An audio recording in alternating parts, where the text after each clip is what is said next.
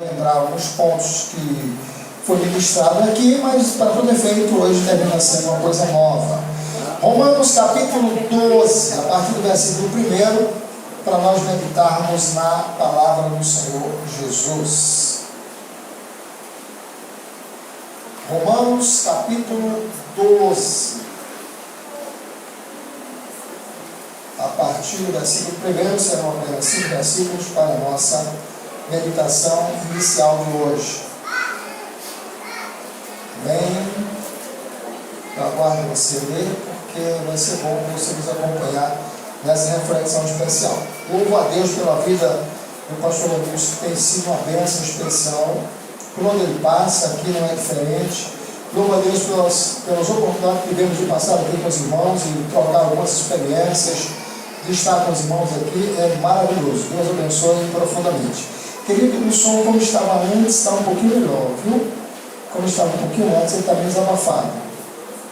Romanos capítulo 12 diz assim: rogo-vos, pois, irmãos, pela compaixão de Deus, que apresenteis os vossos corpos por sacrifício vivo, santo e agradável a Deus, que é o vosso culto racional. E não vos conformeis com este mundo, ou com este século, mas transformai-vos pela renovação da vossa mente, para que experimentei qual seja a boa, agradável e perfeita vontade de Deus. Porque, pela graça que lhe foi dada, digo a cada um entre vós, que não pensem de si mesmo além do que convém, antes pense com moderação, segundo a medida da fé que Deus repartiu a cada um.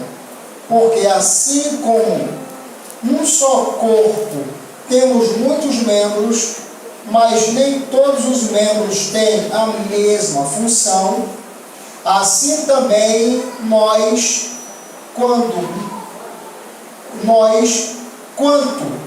muitos somos um só corpo em Cristo e membros uns dos outros. Amém. Só isso assim. Amém. Deus abençoe. Pai, mais uma vez na tua presença, pedimos que o teu Espírito Santo venha esclarecer a nossa mente a maneira precisa para meditar na tua palavra. Que o teu amor seja derramado mais uma vez, que a tua compreensão seja, Senhor, de certa forma útil para cada um dos teus filhos, para que possamos não ser mais um culto, mas ser um culto da aprendizagem, um culto, Senhor, de renovação, um culto onde podemos sentir o mover do teu Espírito em nossas vidas. Por esta razão nós te louvamos e te agradecemos em nome de Jesus. Amém. Podem sentar, queridos. Como eu falei, nós estamos fazendo um fechamento, que de certa forma é uma reiniciação, e nós estaremos falando um pouco sobre alguns aspectos importantes. Como eu gosto muito de perguntar, eu acho que eu gosto mais de perguntar do que de responder. Eu só gosto de responder quando alguém me pergunta. Quando não me pergunta, eu apenas pergunto. Então, eu quero começar hoje baseando a nossa meditação em algumas perguntas. Eu vou perguntar, você não precisa ter pressa para responder, basta apenas pensar, tá bom? E daqui um pouquinho mais nós estaremos ampliando mais essas nossas perspectivas. Daqui um pouquinho o Thaís vai dar uma participação também. Renê não precisa ser agora, só depois, pode ficar tranquilo. Roberto está aí na intercessão. Bom, a minha primeira pergunta de hoje, para a gente refletir em cima do texto que nós lemos, é: você é uma pessoa boa? Quer que eu repita a pergunta? Você é uma pessoa boa? Essa é a primeira pergunta. Nós estamos tivemos um seminário aqui onde falamos sobre conflitos, traumas, cura interior, tratamento da alma. Falamos sobre a necessidade de exercer o perdão. Mas nós temos percebido que no dia a dia é muito comum nós encontrarmos erros. E na maioria das vezes, erros dos outros. Então hoje a gente começa por nós. Então eu queria trabalhar em cima desse texto que nós estamos lendo, mas em cima dessa pergunta crucial. Você é uma pessoa boa? Você seria capaz de responder? Sim ou não? Sim. Sim? Sim para responder ou sim que é boa? Sim para responder. Sim para responder. Já ficou mais suave, né? Quando você conseguir fazer essa pergunta, responder essa pergunta, desculpa, eu te falei uma outra. E a outra é assim: eu confio em você. Você confia em mim?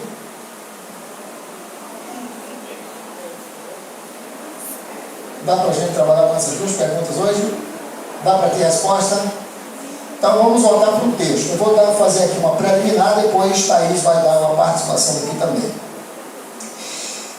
Como eu falei, no seminário que nós estamos trabalhando, nós trabalhamos muito essas questões de conflitos, de traumas, de curas, sabe?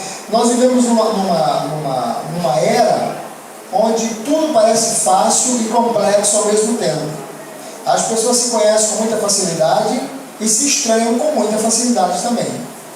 Às vezes nós não sabemos ao certo quem confiamos, quem acreditamos, e isso gera algumas complexidades. Para nós estarmos na igreja, recebermos a bênção do Senhor e compartilharmos a mesma comunhão, existem algumas situações que nos deixam em desconforto.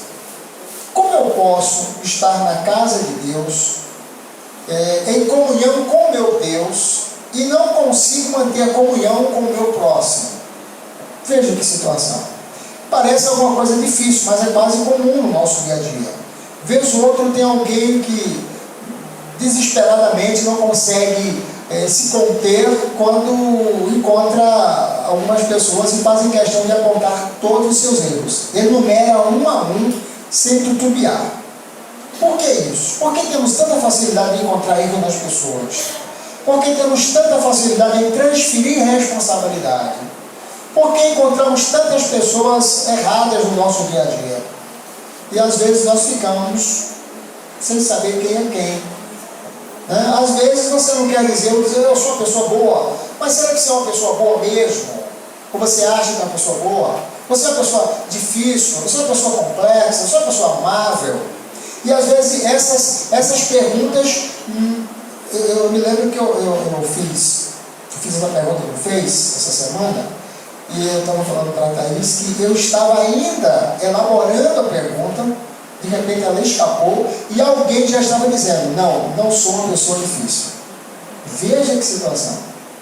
Nem pensou ainda, mas já sabe de antemão que não é uma pessoa difícil. Mas o que é ser difícil? Alguém tem alguma ideia para mim? O que é ser difícil? Uma pessoa não agradável, uma pessoa difícil. Incompreensível. Uma pessoa incompreensível, uma pessoa difícil. O que mais? Uma pessoa amargurada. Uma pessoa amargurada é difícil. O que mais? Acabou. Tem mais uma ideia? O que é ser uma pessoa difícil? Você lida com alguém que é difícil, que você julga ser difícil? Você se acha difícil? Alguém diz que você é difícil? Alguém diz que você é uma pessoa meio complicada? Você é uma pessoa boa?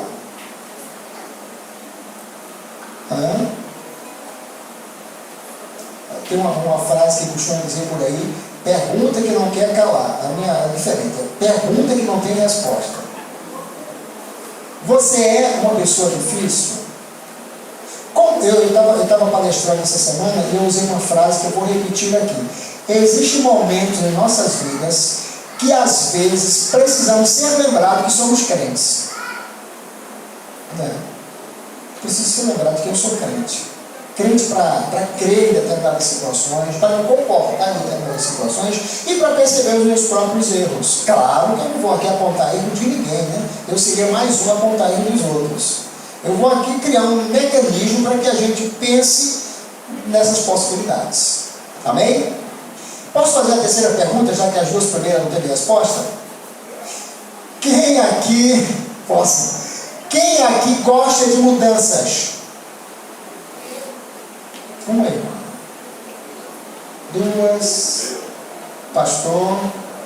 Eu vou melhorar a pergunta. O problema é que a pergunta não está bem elaborada. Vou melhorar a pergunta. Quem aqui gosta de boas mudanças? Ouviu? Foi uma coisa que mudou? Então, já que você gosta de boas mudanças, eu quero fazer uma experiência com você. 2 experiências. A primeira, eu gostaria que você, por gentileza, trocasse o seu lugar com quem você está sentado. Você seria capaz de fazer isso?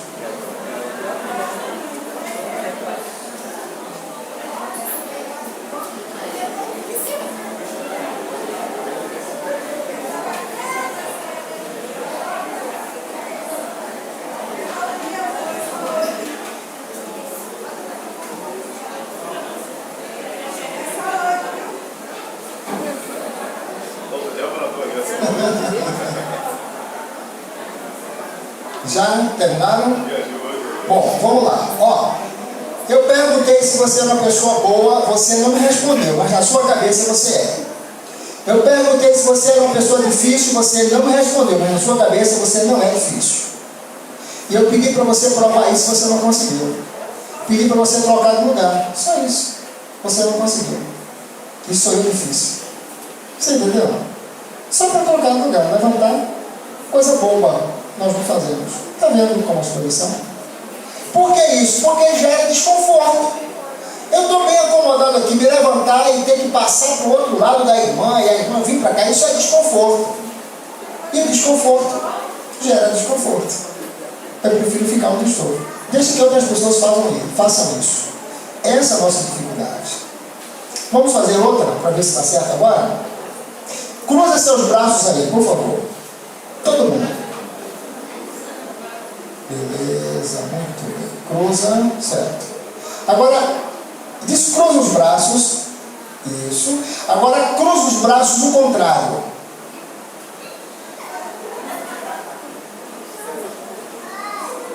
O contrário. Não é para trás. Como é que você cruza? Qual que estava em cima do outro? É o direito em cima do esquerdo? Como foi que você... Cruza normal,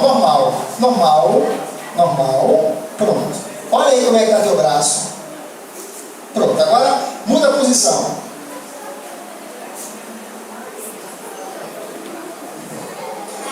Gera desconforto? Gera. Mas ninguém morre por isso. Mas gera desconforto. Você entendeu por que muitas vezes nós exigimos mais dos outros por essa razão? Porque quando chega a nossa vez de fazer, gera desconforto. Mas para pedir fica mais fácil. Eu costumo dizer que quando alguém pede um favor a alguém, quem pede o favor, normalmente não esquece. Né? A mulher pede para o marido, olha, faça isso. Tira esse quadro da parede, pendura isso aqui. Ela pediu, ela foi a geradora da ideia. Ela mandou a mensagem. Ele só foi o receptor, ele recebeu. Aí você, no dia seguinte, nada acontece. No outro dia, nada. E uma semana depois, nada. E ele pode esquecer. Mas seria maldade ele esquecer? Não, é porque ele apenas recebeu a mensagem. Você foi quem criou, você tem mais intimidade com aquilo que você quer. A resposta, ela está mais impregnada na sua necessidade. Deu para compreender? De igual modo, quando alguém te pede alguma coisa, você vai ter grande facilidade de esquecer também. Mas a incoerência não lhe permite mudar de posição. A incoerência não permite você cruzar os braços, descruzar e cruzar o contrário. Gera desconforto. Sair do seu lugar e sentar no outro é coisa fácil, mas gera desconforto. Talvez por esta razão é que nós não tenhamos outras bênçãos. Talvez por esta razão que a nossa comunhão não seja mais crescente do que é.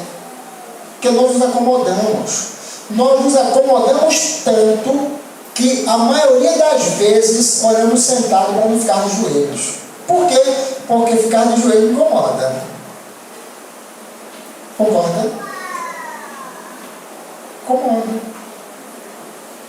E por que nós lidamos com as outras pessoas e temos dificuldades com ela? Porque nós olhamos o lado mais fácil para nós. E o lado do outro?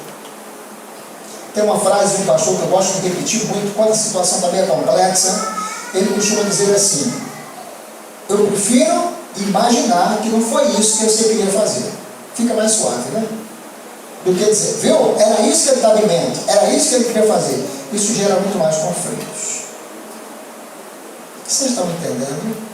Não está muito boa a ideia, mas é essa, para início de conversa. Voltemos aí para Romanos, ver o que é que Romanos fala com relação a isso. Vamos para o início outra vez. Paulo escrevendo aos irmãos que estavam lá em Roma, no capítulo 12, ele faz algumas conotações importantes. E nesse ponto ele diz assim: rogo-vos, pois, irmãos, qual o condicional que ele pede aí? É a compaixão de Deus. Rogo-vos, pois, irmãos, pelas misericórdias, outra versão diz compaixão de Deus, que, continua o versículo,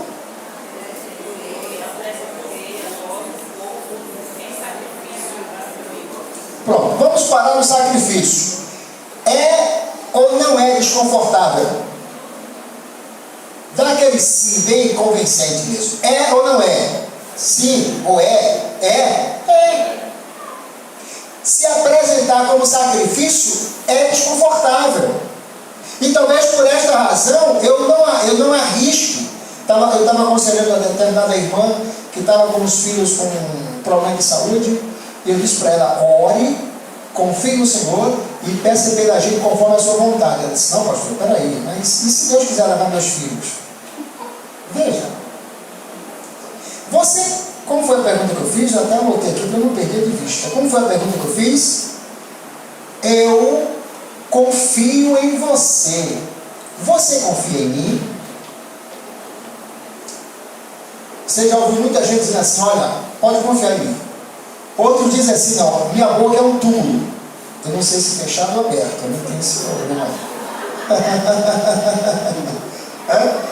Dá uma diferença grande, né? Entre o fechado e o aberto. Nós temos esses problemas. O nosso maior desafio é enfrentar o desafio e permitir que Deus nos use do jeito que Ele quiser. O problema é que, na maioria das vezes, desculpa a expressão, vou falar devagar para você aprender depressa. Desculpa a expressão. Na maioria das vezes, nós não confiamos em Deus. Acredita nisso? Não confiamos. Prova tanto que parte de nossas orações, nós mesmos ditamos a resposta para Deus. Ou não é? Depois, lá no final, a gente seja feita a tua vontade. Ali é no automático, mas a nossa intenção é ditar a resposta de Deus. Prova tanto que quando você ora por alguém, ou por alguma coisa, ou por alguma situação, você já diz o que você está querendo. Ou não é? Senhor, abençoe para que aconteça assim, assim, assim, assim, assim. Você está ditando a ação de Deus. Por que isso? Porque parece que não confiamos suficiente em Deus. Complicado, né? Aí ele diz assim: se você, vou parafrasear aqui o primeiro versículo, ele diz assim: se você, o início do versículo, vamos, pois, irmãos, pela compaixão de Deus, que apresentei o vosso corpo no sacrifício vivo. Se você confia de fato em Deus e se apresenta como sacrifício, eu entendo que vítima de sacrifício não tem direito de questionar. Ou tem? Tem? Vítima de sacrifício não tem. Prova tanto que os sacrifícios do Velho Testamento, todas as vítimas eram mortas. Vítima morta não tem vontade, não tem querer, não tem opção. Porém, a petição do Novo Testamento é mais complexa, pastor. É mais complexa. Porque pedir um sacrifício vivo, morto, matou, já foi. Eu quero ver você partir para o Moriá, subir o monte com o cutelo, com a lenha, com o fogo, sem a vítima. E saber que a vítima que você vai para o sacrifício é o seu próprio filho, e ainda está vivo. E para completar, ainda pergunta ao pai: meu pai, eu estou vendo que aqui tem a lenha, o cutelo, o fogo, mas a vítima, onde está? Eu acredito que o pai engoliu seco a resposta. Enquanto o filho estava questionando, eu acho que a cabeça dele estava a mil. Ele confiava numa resposta divina, mas ainda não tinha resposta. Foi aí que, talvez, quem sabe, inspirado pelo próprio Espírito, ele disse assim: meu filho, para si um cordeiro Deus proverá. E a resposta certa, para a hora certa, para depender do agir de Deus. Enquanto eu não me inclinar para a vontade de Deus e não tentar interferir nas suas respostas, a minha comunhão com Ele vai ser interrompida. Vou fazer uma pergunta rápida aqui para você me responder. Não precisa citar nome. Você conhece alguém difícil? Dá só um sinal para mim. Conhece alguém difícil? Não, dá um sinal mesmo. Você está com vergonha? Essa pessoa vai saber que você está dizendo que é ela? Não, né? Então, conhece alguém difícil?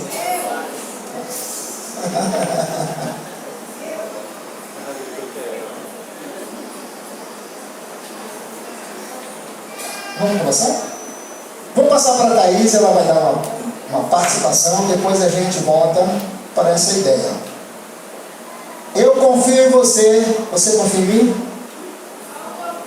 Você é uma pessoa boa? A gente volta já. Cumprimento a igreja com paz do Senhor. Amém.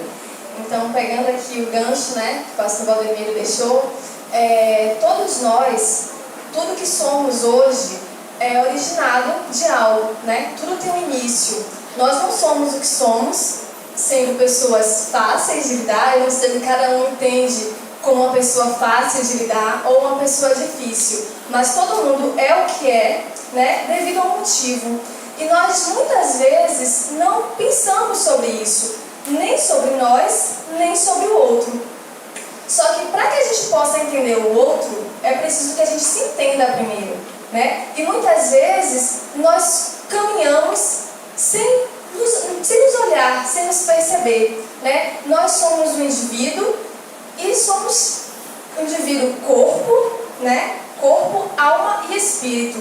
Como é que isso se dá? Diante de situações conflituosas, diante de situações difíceis, quais são as interferências que eu tenho na minha vida espiritual, diante das minhas vivências, né? Até para que eu possa entender por que o outro é como ele é. Mas para que eu possa entender, eu preciso me conhecer também, né? Eu preciso ser curado para curar alguém. Eu preciso ser tratado ou alcançado para alcançar alguém. Todos nós somos servos de Deus. Todos nós queremos servir. Mas nós não podemos servir de qualquer forma, né? Um soldado não se apresenta a uma guerra ferido. Ele não vai resistir muito tempo. E assim somos nós também.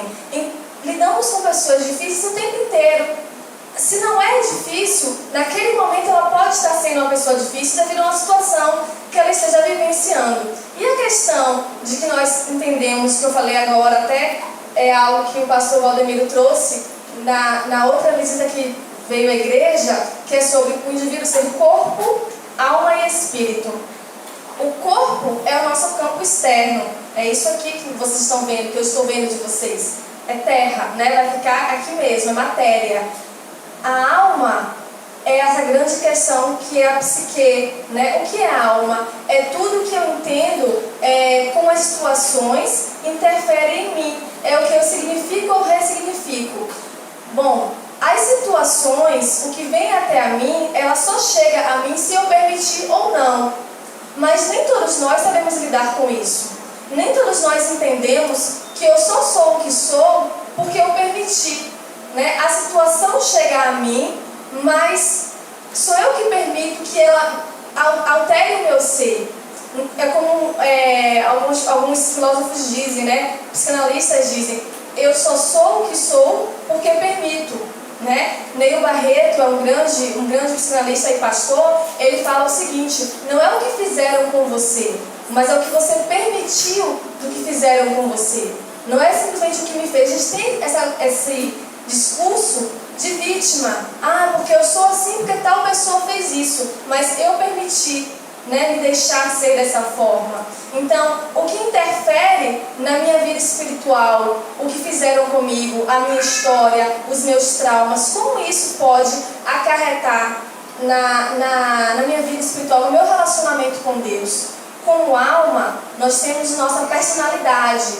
Então, as situações, ela nos afeta, né? As situações, ela pode nos transformar para uma situação positiva ou uma situação negativa.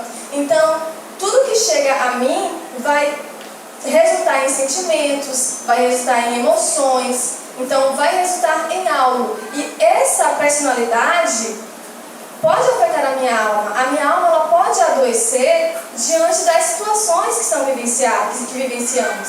Então, uma vez uma alma adoecida, ela interfere diretamente no nosso espírito. Porque somos um ser que não é tão bonitinho assim, certinho. Aqui é o corpo, a alma e o espírito. Eles perpassam um pelo outro. Então, tudo tem uma correlação, entende? Então, se eu permito que as situações, que os traumas que teve uma raiz, que teve um início, se eu permito que aquilo chegue a mim ao longo da minha vida, que venha fazendo alterações comigo ao longo da minha vida, da minha caminhada, e eu não entendo porque eu sou da forma que sou, eu simplesmente vou ter consequências disso na minha caminhada cristã. Porque nós temos que entender o que Deus quer de nós. Como o pastor também falou aqui conosco, de essa ansiedade, a forma que a gente simplesmente não confia em Deus, porque na verdade quando a gente é ansioso a gente não confia em Deus, né? A gente quer manipular até a oração, parece que a oração não é mais um pedido, a oração às vezes parece quando ela é bem feita, quando ela é bem elaborada,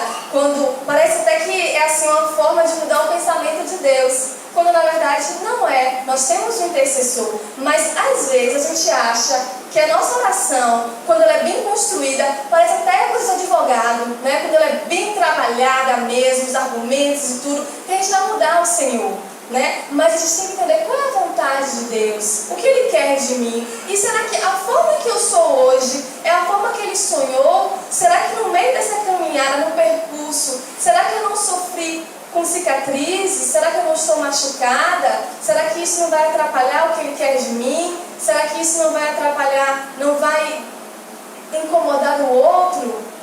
Mas tudo isso é olhar para dentro primeiro, é se perceber. Porque se cada um de nós aqui dentro, que levantamos as nossas mãos e dissermos que conhecemos sim pessoas difíceis, mas se cada um de nós nos trabalharmos, nos percebermos, a gente vai conseguir ser uma pessoa melhor. Só aqui dentro, basta aqui, tudo fluirá melhor se a mudança correr em cada um. Então, parece que é uma via muito simples, né? Mas é um trabalho constante, é um trabalho de percepção contínuo, o tempo inteiro. Então, quando eu permito me perceber, eu vou entender, eu vou conseguir discernir a voz de Deus. Porque quando o salmista, quando o Senhor fala conosco, aquietai-vos e saber que eu sou Deus, Ele quer simplesmente dizer o quê? Pare de lutar. Porque quando você está inquieto, você está lutando contra si mesmo. Você está lutando contra a situação. Porque, na verdade, quando nós somos ansiosos, é porque a gente quer ter o controle da situação. Então, na própria palavra,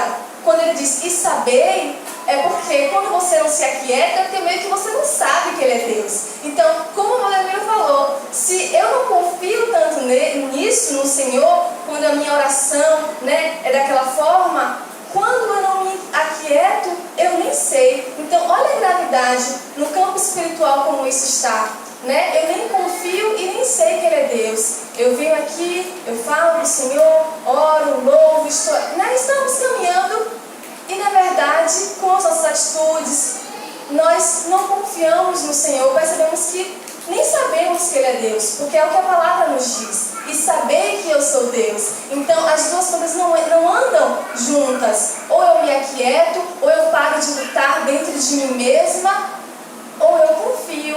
E eu confio. Porque se não for dessa forma, eu não vou estar confiando no meu Senhor. Eu não vou confiar no que Ele tem para mim. Então é preciso que eu possa me perceber para que eu possa ter um relacionamento melhor, para que eu possa exercer o que o Senhor tem para mim, né? Como cristã mesmo. Então, praticar a missão de Deus, a missão cumprida, né? A missão na terra. Cada um de nós somos templos. Então, precisamos ter um templo, como eu posso falar, perfeitos, né? Sem máculas, porque o que o Senhor tem para nós, como Ele mesmo trouxe aqui em Romanos, eu vou pegar a mesma palavra dele, para estar aqui bem claro para vocês, que ele fala: mas transformai-vos pela renovação da vossa mente, para que experimenteis qual seja a boa, agradável e perfeita vontade de Deus. Então, quando você permite essa mente ser renovada, você entende qual é a boa, perfeita e agradável vontade de Deus. E quando a gente fica inquieto, revolto dentro de nós mesmos, nós não entendemos muito bem. E parece que tudo está contra nós. Parece que o outro está contra nós.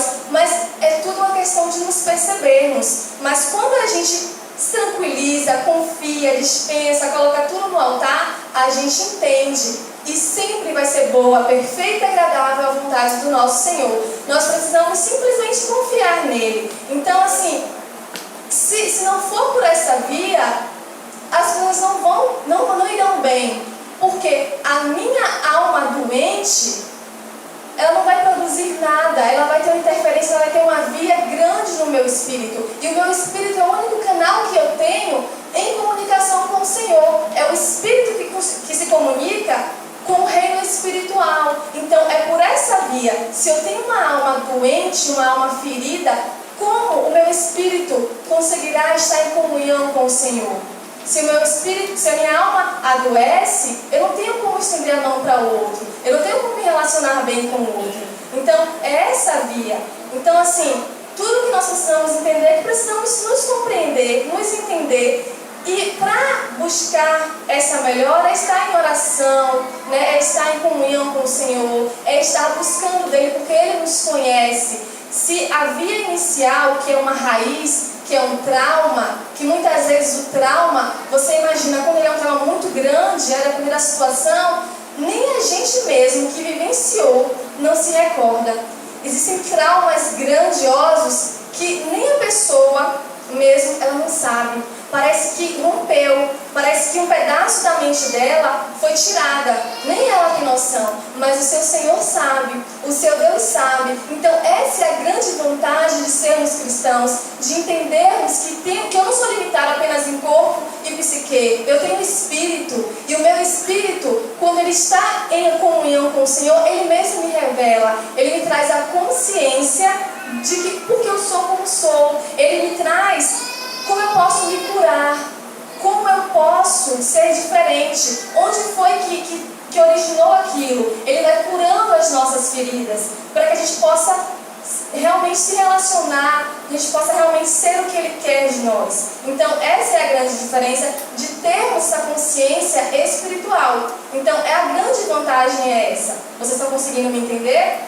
Estão conseguindo sair daqui de forma a saber que é só o seu Criador, é só o Senhor que tem essa forma de dizer, que tem um caminho a te falar. Então, assim, como psicóloga, para mim, eu tenho uma limitação humana de te conduzir, né? Até mesmo porque nós não usamos termos cura, né? Aqui a psicologia para. Existem situações, não vou estar nomeando, mas que até, meu Deus, a gente falar que é cura, não é abismo, não dá para tratar com o termo cura, né? Então, assim, por quê? Porque existe uma limitação. Cura da alma, como assim?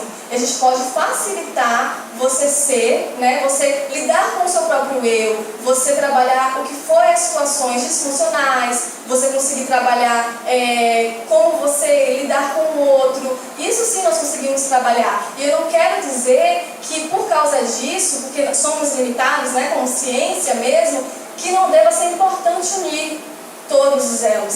É importante sim, porque você trabalha numa visão macro, porque precisamos também, né? Mas assim, como cristãos, nós temos um passo a mais, nós vamos avante. Muitas vezes a gente se sente diminuído. Ah, não, mas não tem embasamento. Ah, porque a ciência comprova.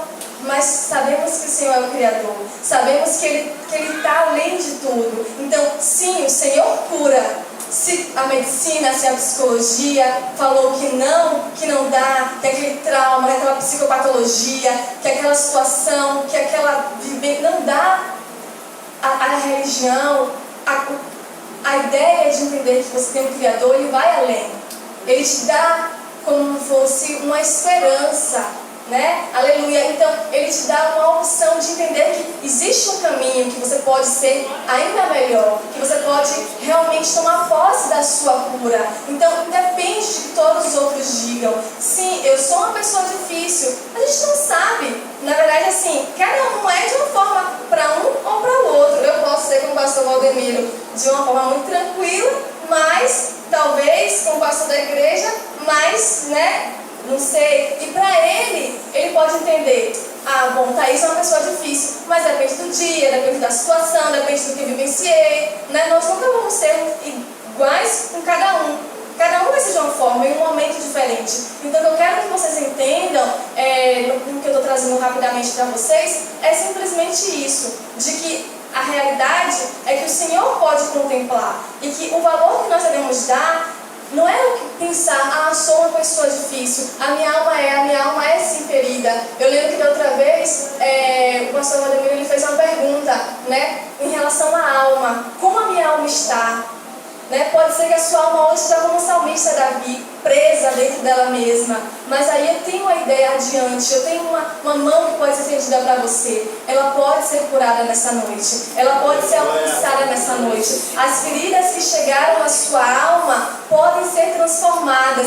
E em vez de a gente se preocupar com o outro que é difícil, a gente se preocupa conosco, né? Com nós mesmos. E assim vamos ter a situação minimizada, porque nunca vai ser perfeito, mas vamos ter a situação minimizada, porque vamos ser pessoas melhores. Se a gente der lugar ao Espírito que nos conhece, a sermos transformados, a renovar, como diz a palavra, as nossas mentes, seremos pessoas melhores, servos melhores e entenderemos qual é realmente a tão boa, perfeita e agradável vontade de Deus. Amém? Eu vou estar devolvendo a palavra ao pastor Valdemiro e agradeço a oportunidade. Amém, Deus abençoe. Thaís, escolha, participa da nossa equipe, graças a Deus. Queridos, nós passamos